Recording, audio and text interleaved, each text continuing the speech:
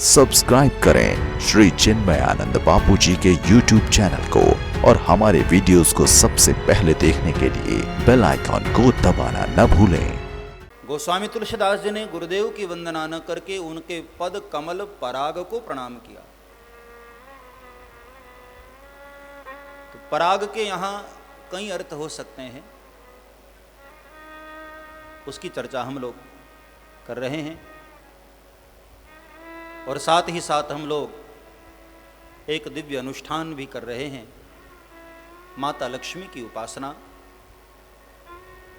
भाई कोरोना महामारी के बाद जब हम लोग थोड़े भयमुक्त हुए तो समाज के सामने एक और बड़ी समस्या कि जो लोग घरों में इतने दिनों से बंद थे, व्यापार बंद हो गया, सब कामधाम बंद हो गया, तो नए सिरे से शुरू करने में बहुत समय लगता है। ऐसे में आवश्यक है माता लक्ष्मी की हम पर कृपा हो, हमारा व्यापार पहले से भी और उत्तरोत्तर बढ़े,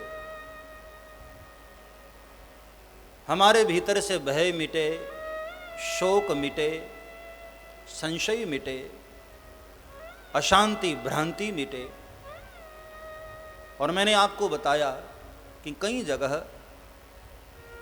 कई ग्रंथों में श्रीयंत्र को ही यंत्र राज कहा गया, यंत्रों का राजा। इसमें स्वयं माता त्रिपुर सुंदरी निवास करती हैं, स्वयं माता लक्ष्मी।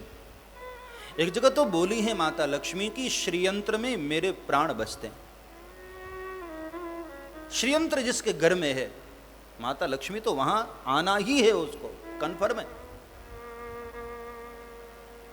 अनेक धर्म के लोगों ने भी इस बात को स्वीकार किया है। जैन धर्म के आचार्यों ने भी इस बात को स्वीकारा कि सभी यंत्रों में श्रीयंत्र सबसे ऊंचा स्थान रखता है।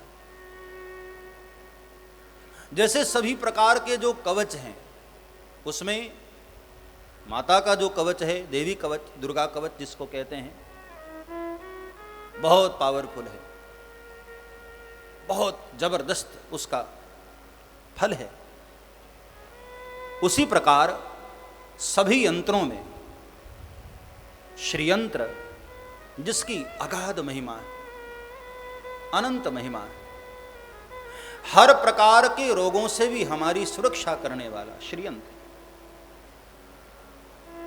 हर प्रकार के भय से हमें मुक्त रखने वाला।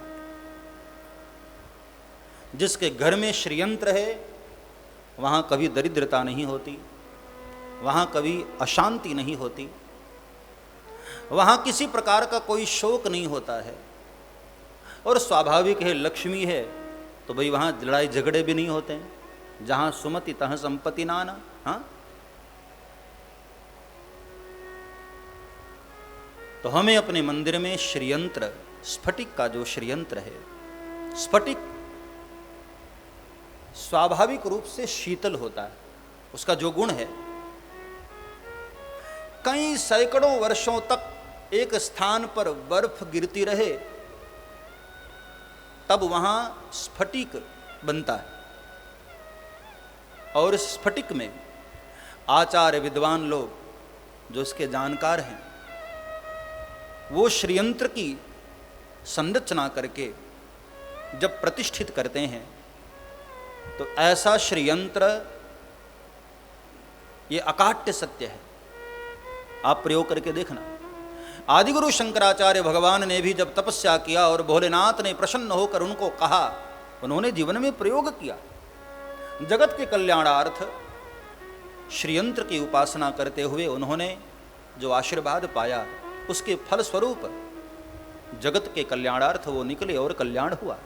सब्सक्राइब करें श्री चिन्मयानंद बापू जी के YouTube चैनल को और हमारे वीडियोस को सबसे पहले देखने के लिए बेल आइकॉन को दबाना न भूलें।